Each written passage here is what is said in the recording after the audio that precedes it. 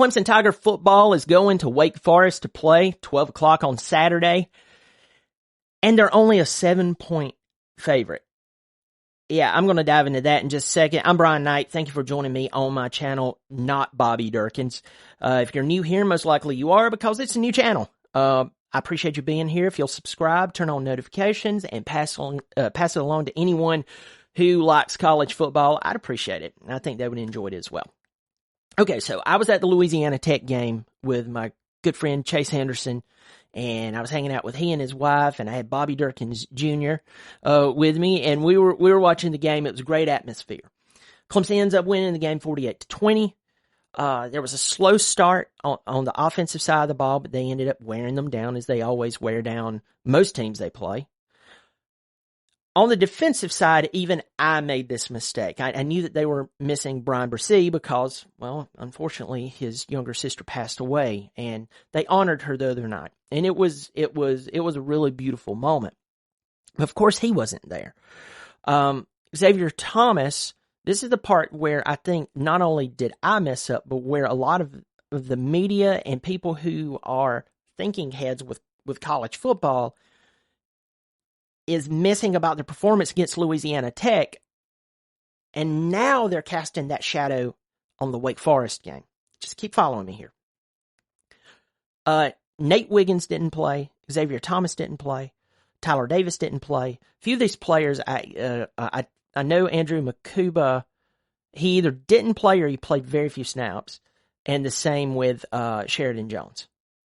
All right, I just named out, like, off the top of my head, 6 players.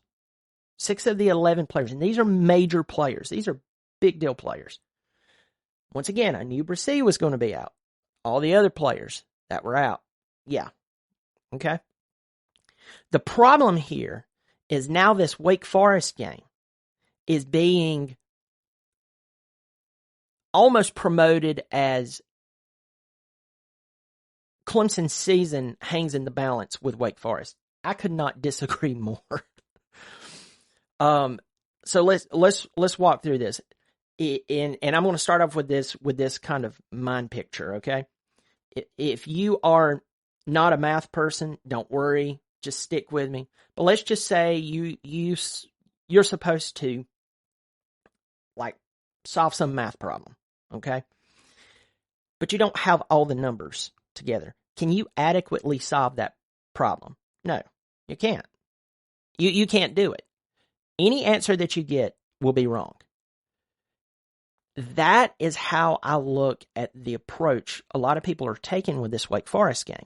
They're saying that because Clemson's defense struggled against La Tech, and I know that I talked about the Furman game as well, how much they struggled there as well. But the point is,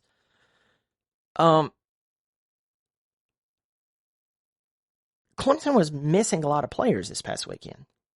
And when they go up to that little 33,000-seat stadium in Winston-Salem, North Carolina, and I appreciate Dave Clawson and what he's done up there. I'm glad that Sam Hartman's back. I know A.T. Perry, one of the top receivers in the conference, he's playing for them. I know they return a lot of players on the offensive side of the ball, 5 or 6 players, starters from last year on the defensive side of the ball, barring injuries. But Clemson's MO, especially with Sweeney, is that you beat Wake Forest. You got to remember that's the way that Sweeney even got the job. Back in 2008, Clemson came into the season. They looked incredible. They were going to be like a contender for the national championship. And they had to play a team called Alabama in the first game in the old Georgia Dome. It was the opening weekend, and they got shellacked. I mean, they got the crap beat out of them. And they won 3 games in a row, really nobody cared. Then they lost to Maryland, and then they lost to Wake Forest, which basically put them outside of the conference championship, like statistically. It put them out there was no chance unless basically every ACC team dropped dead or something. And so Tommy Bowden was fired. Sweeney comes in, and the rest is history. He's always beat Wake Forest. Okay, just to say that he always beats Wake Forest is not a good rebuttal of why they're going to dominate this game. I give that to you. The problem that I have with this is that Sam Hartman and A.T. Perry are only two players versus this incredible defensive line who gives, I'm talking about the best teams in the country, they give fits. Why? Because they're that good. So they didn't play well, they didn't even play against Louisiana Tech. And everybody's coming out of the Louisiana Tech going, man, if we had problems this week, what are we going to do against Wake Forest? You didn't have the same players on the field. So once again, you're trying to solve a problem without adequate information or acknowledging adequate numbers. And we could go with different, analogies. We could talk about baking a cake. We could talk about fixing a car. We could talk about building a house until we're all bored and you're like, dude, I'm never watching him again. My point, though, is a 7-point favorite. Only 7 points? You're kidding me. It doesn't make sense. What about, I've even heard this, well, it's because Clemson's just not really that good of a team. Are you serious? Yeah, their offensive line has been suspect, definitely. There's a lot of things they need to fix there. But our quarterback has improved week after week after week. He's throwing passes that last year, no matter who he played, he would have never thrown. I mean, there was people wide open last year with no one within 20 yards of them. They were 6'3", and he overthrew them by 10 yards. This year, he's putting the ball on a dime, okay? He is throwing it on a rope. And the majority of his receivers are catching. That is one of the problems, is that we got to get Ngata and E.J. Williams more involved. But as far as true freshman Antonio Williams, my goodness, that guy's incredible. And then, of course, Bo Collins, our leading receiver. Davis Allen, our massive tight end. And then Brenningstool, another massive tight end, who's a backup. Spector, he's catching the ball very well. Folks, what I'm trying to tell you is, I don't know if this is something that people actually believe about Clemson, not only against Wake Forest, but against other teams, because they're not paying attention, or maybe they're skimming over the games, or because they're looking at stats, or maybe they're hearing other talking heads and they're really not doing the research here. Or if this is like some type of back of the house, dark closet wish in their heart that they're hoping that Clemson's just really not that good. I did not say that Clemson is a front runner for the national championship. I'm not. And I'm telling you, the game against NC State next week, that's the game to be watching. You could argue that Clemson will be looking ahead to next week, and that would be the reason why they would maybe falter against Wake Forest. I just don't think so. I think 7-point difference is absolutely ridiculous. I think that Clemson's defense is going to sit Hartman down for the majority of the contest. Especially if Makuba, Wiggins, and Sheridan Jones is back. Because now the idea of, the secondary soft. Of course you could get out quick passes. That's what La Tech did. But you still have to contend against that defensive line. What happened if you're slinging the ball and you're just slinging it fast? Clemson still recruits well. So if you put the ball near one of those secondary players, they're going to pick it off. Or at least knock it down. Or a linebacker might kind of fake and then drop back and pick off the ball. That's what I'm just saying. None of this makes sense. None of this makes sense. Why Clemson's only a 7-point favorite. I know that I think I mentioned this earlier. I've had people tell me, they're like, well, it's just because Clemson's not that good of a football team. Maybe Clemson is not elite like they were a few years ago. Clemson's still a good football team. When your ticket prices shoot through the roof, and every game Clemson plays, their ticket prices, no matter where they go, shoot through the roof. That means that a big time game is coming to town.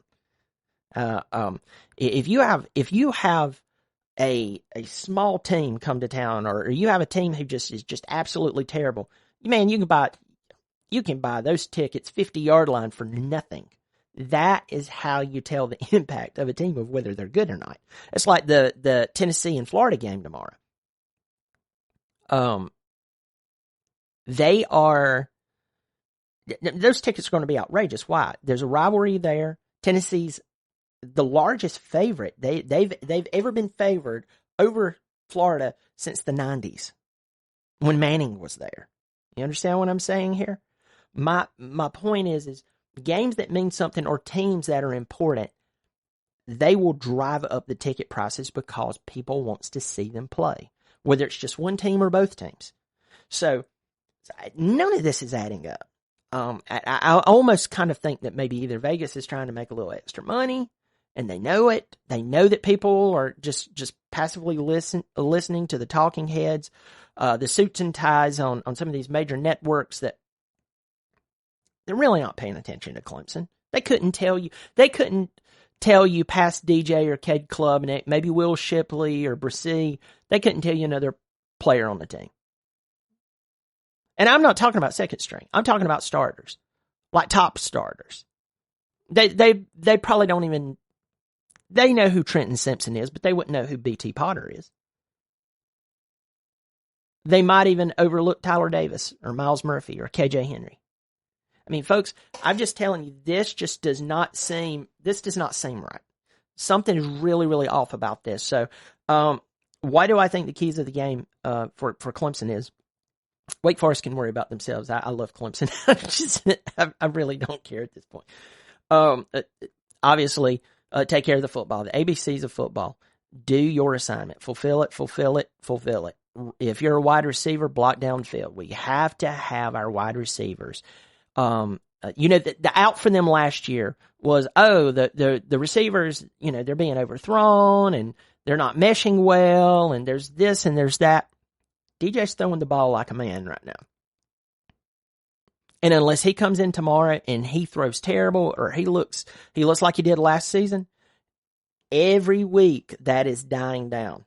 That criticism of him is dying down, and rightfully so, it should.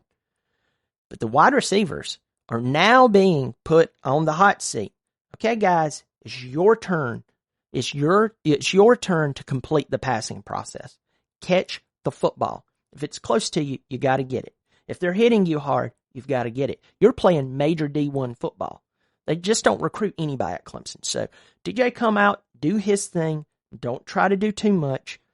Wide receivers, get out there, block downfield, fight for the ball.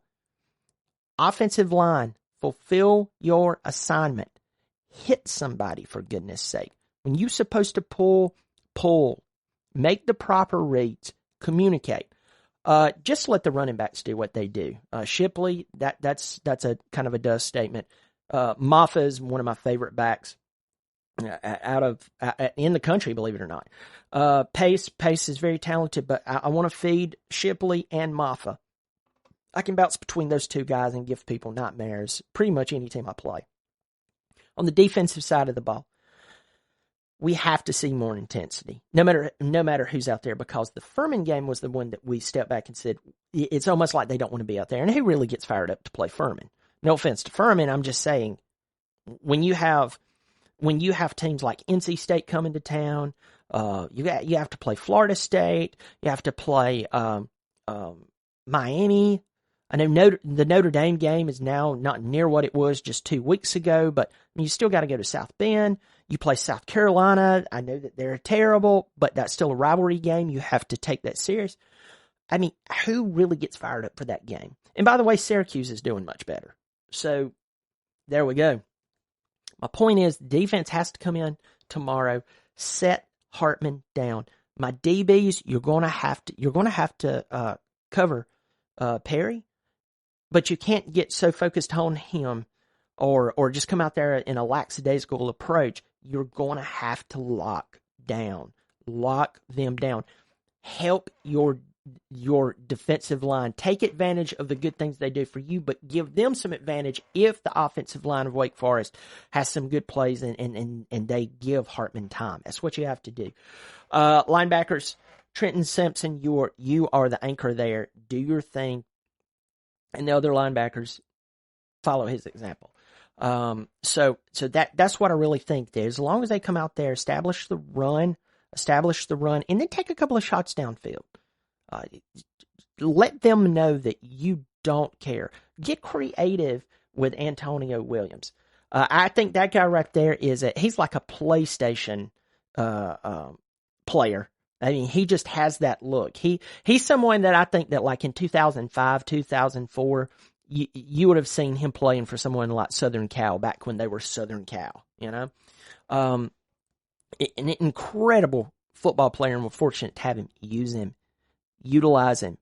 And I think you'll see some really, really cool things out of him. All right, I'm calling this game about 38-14. I do respect that Wake Forest will probably get a couple of scores.